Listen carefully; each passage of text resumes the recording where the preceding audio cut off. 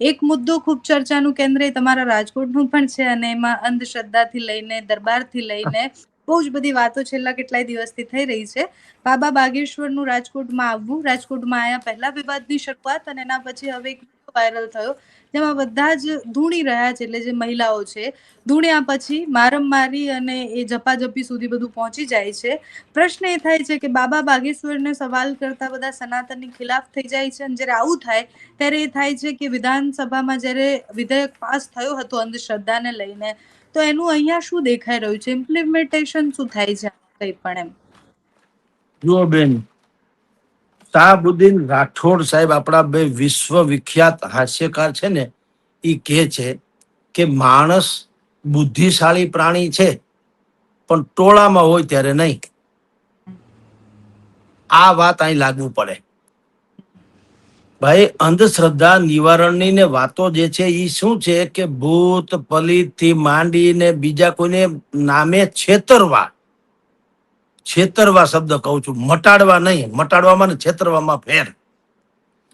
તમે કોઈનામાં પ્રેત છે, કોઈનામાં ભૂત છે, કોઈને વળગણ છે, જાદુ ટોના થયા છે, કોઈને કાંઈ છે, એવો ડખો કરીને તમે એની પાસેથી પૈસા પડાવી લ્યો તો તમારી સામે માથાકૂટ છે. પણ જેમ બાળકને ક્યાંક લાગે, બાળક નાનું બાળક હોય એને ક્યાંક પડી આખડી જાય લાગે ને એની માં ખાલી હાથ ફેરવે, દવા નથી આપતી, કેવળ માં એની હાથ ફેરવે અને બાળકને જો સારું થઈ જતું હોય અથવા તો રાહત થઈ જતી હોય તો તમે એને એમ ન કહી શકો કે આ તમારી અંધશ્રદ્ધા છે અને ડોક્ટરને જ બતાવવું પડે. એવું ન હોય.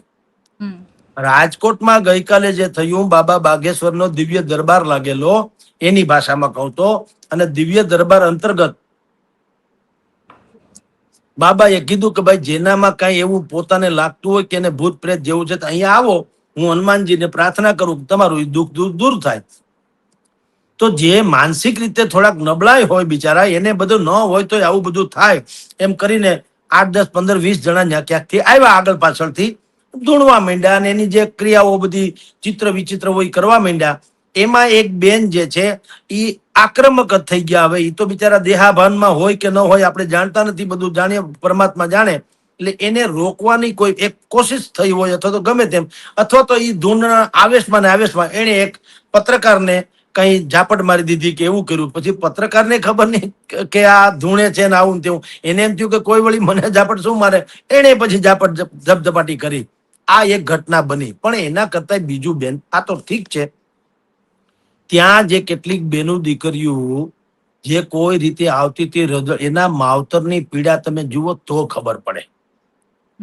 એ તમારી જેવી જવાન બેન દીકરી કહું છું હોય, એ આમ જમીનમાં આળોટતી આવે, રાયડું પાડતી આવે, એના પોતાના વશમાં પોતાનું મન ન હોય એવી હાલતમાં, અને એના હાથ પગ એની માં અને બાપ પકડે, બેટા શાંત થા. તો ભલા માણા એક જાતની છે સ્થિતિ. તમે વિજ્ઞાન કે કોઈ વસ્તુ ન માને. પાગલપન શું છે? આપણે ત્યાં પાગલો માટે જે માનસિક, જેને કહી શકાય દિવ્યાંગ, હવે તો એવા શબ્દ વાપરવામાં આવે છે, માનસિક રોગી કે માનસિક દિવ્યાંગ. તો એના માટે છે ને અલગ સ્કૂલ વગેરે છે, નથી હોતા બિચારા, માનસિક તો હોય જ છે ને દિવ્યાંગ. હવે આ દાદાનું એમ કહેવાનું છે ભાઈ, આપણા બાબા બાગેશ્વરનું, એટલે ધીરેન્દ્ર શાસ્ત્રીજીનું, કે હું હનુમાનજીને પ્રાર્થના કરું કે ભાઈ તમારામાંથી જે કઈ આ બધી જેને નેગેટિવ ઉર્જા કહેવામાં આવે છે એ દૂર થઈ જાય. તો મારી દ્રષ્ટિએ હું તો એમ માનું છું કે એ કાર્યક્રમમાં જે થાય તો સારું, ન થાય તો એને ક્યાં ફી લીધી ભાઈ, અહીંયા આવો અને અહીંયા આવવાના નેગેટિવ ઉર્જા દૂર કરવાના આટલા પૈસા, તો ઠીક છે બેન, પૈસા હોય તો હજી તમે કયો છો એ પ્રમાણે થાય. પૈસા તો કઈ છે નહીં. એને તો નેગેટિવ ઉર્જા દૂર કરવાની વાતો કરી હતી અને પછી એનાથી બનતું કર્યું અને આપણે બધાએ જોયું. હવે આપનો પ્રશ્ન હોય તો કહો. કારણ એવું છે કે એને તો જગ જાહેર વાત કરી હતી કે આખો દિવસ અમે ગઈકાલની વાત કરું છું કે આપણે દિવ્ય દરબાર ભરીશું અને તમારી ભીતરમાં જે કઈ નેગેટિવ ઉર્જા છે બહાર કાઢવાની કોશિશ કરશું. તમને બીજા કોઈ રોગ હોય, બીજી કોઈ ચિંતા હોય કે તમારા ભવિષ્યનું જાણવું હોય તો અરજી લગાવી એટલે કોઈએ બુકિંગ કરાવવાનું હોતું નથી. ભાઈ બાબા બાગેશ્વર પોતાની પાસે એક પિત્તળની ગદા રાખે છે, હનુમાનજીની ગદા, નાની એવી. હવે ઈ એમ કે છે કે ये मेरा वाईफाई है जो बहुत हाई फाई है. એટલે ઈ પોતે જ ગદામાંથી જે મેળવતા હોય તે, પણ ઈ તમને વર્ણન કરીને બોલાવે કે ભાઈ 6ઠી રોમાં ફલાણી જગ્યાએ પીળા શર્ટ પહેરેલો ભાઈ કે બાઈ કે બેન કે દીકરી એ ત્યાં બેઠા છે, એને આવું વ્રત લીધું છે કે હું બાબા બાગેશ્વરની ત્યાં ન જાઉં ત્યાં સુધી પાણી નહીં, આ સવારથી અત્યાર સુધી પાણી નથી પીધા, એના હાથમાં ફલાણું છે, ફૂલ છે કે ધ્વજ છે, ઈ બેન અહીંયા આવી જાય, એનું નામ ઢીકણો બેન કે ફલાણાભાઈ છે, આવું બધું કહીને એને બોલાવે છે. બોલાવ્યા પછી ઈ મંચ ઉપર આવે તે પહેલા, દાખલા તરીકે મારું નામ બોલ્યા હોય, જગદીશભાઈ આવે તો જગદીશભાઈ મંચ ઉપર પહોંચે એ પેલા જગદીશભાઈ ની વંશાવળી લખી રાખે, માને હું મુશ્કેલી છે, અત્યારે હું શું વિચારી રહ્યો છું અને ભવિષ્યમાં મારું શું થવાનું છે બધું એને એડવાન્સ લખી રાખ્યું હોય એમ કહું છું. પછી બેસાડે, બોલો જગદીશભાઈ શું તમારે છે પ્રશ્ન, એટલે હું બાબાને બધી વાત કરું, સાહેબ આમ આમ આમ આમ આમ છે, અને પછી બાબા છે ને તમારી નજર સામે રીતસર પાછી કાગળ કાઢે કે જુઓ હમણાં તો નથી લખ્યું, તો કે ના પેલા લખ્યું તો હવે વાંચું છું, આ હું વાંચું ઈ બરાબર છે કે કેમ, તો બરાબર જ નીકળ્યું હોય છે. તો હવે તમે શું કહેશો જગદીશભાઈ, તમે ને જી? હું બંને આપણે કથામાં માનીએ, આપણે ભગવાનમાં માનીએ, આપણે સનાતનમાં માનીએ, આપણે બધા જ એવા છીએ કે જે આ બધી જ વસ્તુઓમાં માને છે. બાબા આવીને જો ધર્મની વાત કરતા કે બીજી કોઈ પણ વાત કરતા તો કોઈને કશો વાંધો ન હતો, પણ એમના કાર્યક્રમમાં જ્યારે લોકો ધૂણવા લાગે છે તો એ શ્રદ્ધા અને અંધશ્રદ્ધા વચ્ચેની જે પાતળી ભેદરેખા છે પાર થઈ જાય છે. બેન પણ એ એના કાર્યક્રમમાં આવીને ધૂણવા ક્યાં માંડે છે, એ ધૂણતા હતા એ કાર્યક્રમમાં આવે છે. બે વચ્ચે ફેર છે. તમે ડોક્ટરને એમ ન કહી શકો તમે ગંદવાડો કે બીમારી ફેલાવો છો, એટલે ભાઈ બીમાર હોય એના હાટું ડોક્ટર છે. કઈ ડોક્ટર આવે પછી એમ ન કહેવાય કે ભાઈ તમે અહીંયા જ્યારથી દવાખાનું નાખ્યું ત્યારથી હું જોઉં છું કે બહુ ભીડ થઈ ગઈ છે, કોઈને કોઈ પ્રકારના દર્દીઓની, માટે તમે દવાખાનું હટાવી લ્યો, એમ કહેવાય? એટલે ભલામણા દવાખાનું એટલા આટલું હોય છે કે બીમાર લોકો સારા થાય. તો આ નતા બાબા બાગેશ્વરનો દરબાર હતા એટલે નતા ધૂણ્યા, ઈ એના ઘરે ધૂણતા હતા, પોતપોતીના ઘરે ધૂણતા હતા, ચિત્ર વિચિત્ર વ્યવહાર કરતા હતા, આક્રમક થઈ જતા હતા, કયામાં રહેતા નહોતા, ઘરને આખી ચિંતાનું કારણ હતા, એને અહીંયા લઈ આવવામાં આવ્યા હતા. એમાં બાબાએ કીધું ને કઈ ભૂરકી છાટીને ધૂણવા માંડ્યા એવું નતું, તો અમે બેઠા હતા કા અમે ધૂણ્યા નહીં. એવું નથી બેન, પણ વાસ્તવત એવું છે. શ્રદ્ધા અંધશ્રદ્ધા, મને તમે વિચાર કરો ને બેન, જે લોકો વિજ્ઞાનની વાતો કરે છે તો બતાવે વિજ્ઞાન પાસે આવી વ્યવસ્થા હોય તો હાલો જાન છૂટે, તો ઈ ધૂણતા માટે હાલો તમે વિજ્ઞાન એમ કહી દઈએ કે ભાઈ અમારી ત્યાં લઈ આવો એટલે કોઈ માણસ ધૂણશે નહીં, અમારી પાસે બધી વ્યવસ્થા છે, તો બાબાની ક્યાં કોઈ જવાની જરૂર છે? માણસને તો ઈલાજ જોઈએ છે. તમે સમજો, કોઈ પણ માણસને કોઈ પણ હિસાબે ક્યાંકથી સાંત્વના મળતું હોય તો સાંત્વના જોઈએ છે. એ એમ નથી કહેતા કે બાબા થકી જ જોઈએ છે. અરે તમારી જાણકાર કચ્છમાં તો એક હાજી અલી પીરની દરગાહ છે, એ દરગાહમાં કહેવાય છે કે પાણી છાંટીને એ લોકો કેન્સર મટાડે છે. તો ન્યાય હિન્દુ પણ જાય છે, મુસલમાન તો છોડો, એ તો જતા જ હોય, હિન્દુ સમાજના લોકો પણ જાય છે. બોલો કચ્છમાં મુન્દ્રામાં છે, હવે શું કરી લેશો એને? હવે મટે છે તો છે, ન મટે તે દિન વાત તેદી, તો અત્યારે મટે છે તો પણ આપણે હું વિજ્ઞાન એમ કરીને ડખો કરવાનો શું મતલબ? જો કોકનું કઈક ભલું થતું હોય તો મારે તમને વાંધો હું, મિયા બીબી રાજી તો ક્યાં કરેગા કાજી, એના જેવી વાત છે કે જ્યારે ઈ લોકોને વાંધો નથી હોતો તો આપણે વિજ્ઞાનના નામે ડખો કરવાનો મતલબ શું છે? મને તમે કયો. કોઈએ શિકાયત કરી હોય તો કયો કે બાબાએ મને આવી રીતે લૂંટી લીધા, તો બરોબર છે. કોઈ કઈ કહેતું તો છે નહીં, બધા પોતપોતાની માન્યતા પ્રમાણે ત્યાં આવે છે, એમાંથી રસ્તો મળે છે અને બધા શાંતિ થઈને વયા જાય છે. તો બેન ખોટું શું મને સમજાવો. મને તો એમ નથી લાગતું કે આમાં તેઓ શ્રી કઈ ખોટું કરી રહ્યા હોય એમ. શ્રદ્ધા અંધશ્રદ્ધા. અચ્છા બેન, તમને હજી કહું, જે કેટલાક લોકો વિજ્ઞાનની વાતો કરે છે, મને તમે કહો વિજ્ઞાન પાસે જે જવાબ ન હોય છતાંય તમે વિજ્ઞાનનો કક્કો પકડી રાખો તો વિજ્ઞાન પ્રત્યેની પણ અંધશ્રદ્ધા ન ગણાય? જે કેટલાક દર્દો છે, ડોક્ટર તમને શું કે છે કે હવે તો અમે બસ તમે થાય એટલી સેવા કરો, હવે આનો કોઈ દર્દનો ઉકેલ નથી. અને એવા દર્દો, માની લો કે કોઈ માણસને ક્યાંકથી પણ રાહત મળતી હોય, ચોટીલાના ડુંગરે જાય, ચામુંડના ડુંગરે જાય, હતાધારમાં જાય, કનકાઈ, બાણે, તુલસીશ્યામ, આમ તેમ, આ તો હજારો વર્ષોથી, જેને બેન આજકાલથી હું ને તમે બેદા બે ચાર ચોપડી કોક હું ભણી લીધા તા તો હું પોળો બજાર હાંકડી, એટલે ભાઈ આ જગતમાં આમ જ હાલે છે. અન્ન ક્ષેત્ર તમે વિચાર તો કરો, તમે ને હું ટેક્સ ભરીએ છતાંય સરકાર બધાને જમવાનું આમ જુઓ તો પૂરું પાડી નથી શકતા.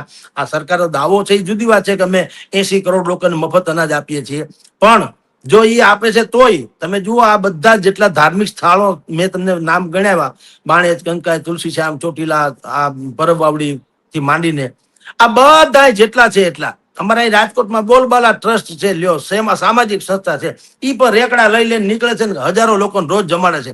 તો તમે અનાજ આપો છો તો આટલા લોકો ભૂખ્યા કાં?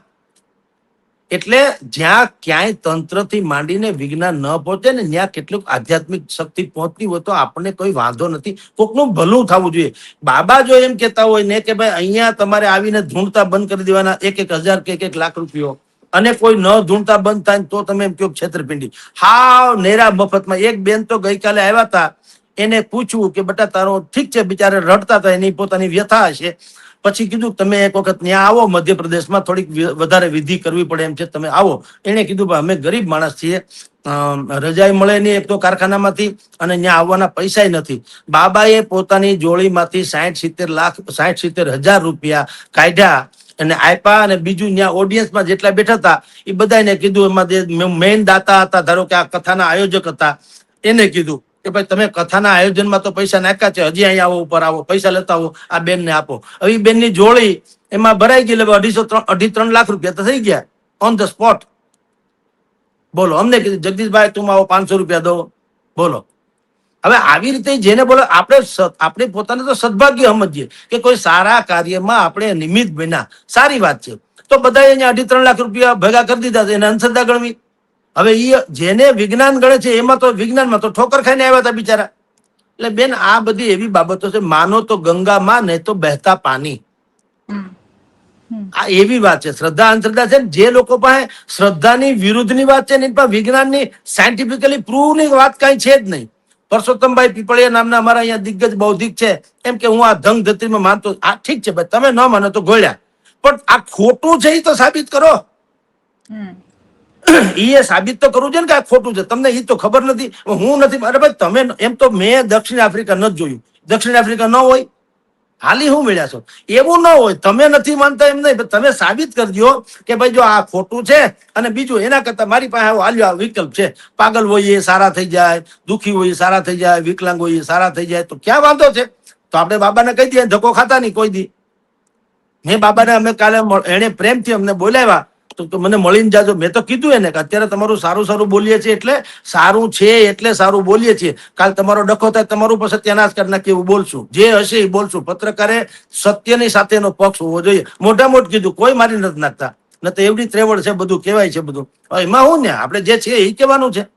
એટલે ભાઈ આવું છે ને, આ તમારે આને વચ્ચે પડીને જેને કહેવાય ને હળી હંચો કરવો જરૂરી નહીં. કોકનું જો ભલું થતું હોય, તમને રણ મેદાનમાં તમે જાઓ, રણ પ્રદેશમાં તમારા હોઠ સુકાતા હોય, તમને ભયંકર તરસ લાગી હોય, તમને જો અડધી કલાકમાં પાણી ન મળે તમે લગભગ ઢળી પડો એમ હોય, એવી સ્થિતિમાં પણ જો તમને એક ઝાડવાનો છાંયો મળી જાય તો તમને 1 કલાક રિચાર્જ થઈ જાવ પાછા.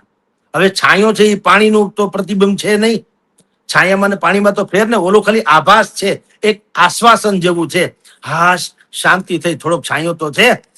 તો ઈ જે આભાસ કે આશ્વાસન છે ને, ઈ આ ધાર્મિકતા છે. એમ કઉ છું, ઈ આસ્થા છે, ઈ ધંગ ધતુરો નથી. તમારું વિજ્ઞાન જયારે અડધી એબીસીડી રોકાય એટલી ડિગ્રી ભરીને ડોક્ટરો બેઠા હોય છે, અડધી એબીસીડી રોકાય એટલી, એક શરદું મટાડી નથી શકતા.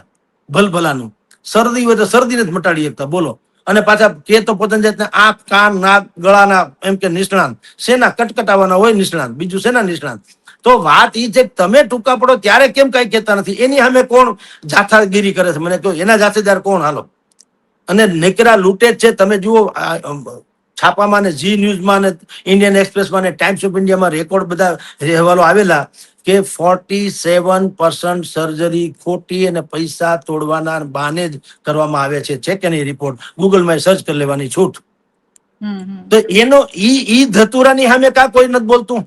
હાલો, જેને આપણે દેવદૂત, ડોક્ટરને તો ભગવાનની ગરિમા આપણે આપીએ છીએ ને, ડોક્ટરને આપણે ભગવાન માનીએ છીએ. તો અહીંયા અમારે 5 સ્ટાર હોટલો જેવી હોસ્પિટલો જે છે અહીંયા વિદ્યાનગર મેઇન રોડ ઉપર અને આખા ભારતમાં છે, બધી જગ્યાએ તમે દવા જે મેન્યુફેક્ચરિંગ દવાનું થાય છે, મૂળ કિંમત તમે જુઓ, પેરાસિટામોલ તમે મેં સાંભળ્યું હતું 5 પૈસા કે 6 પૈસાની પ્રોડક્ટ કિંમત છે, અને તમને મને મળે છે કેટલામાં? તમે જોઈ લ્યો.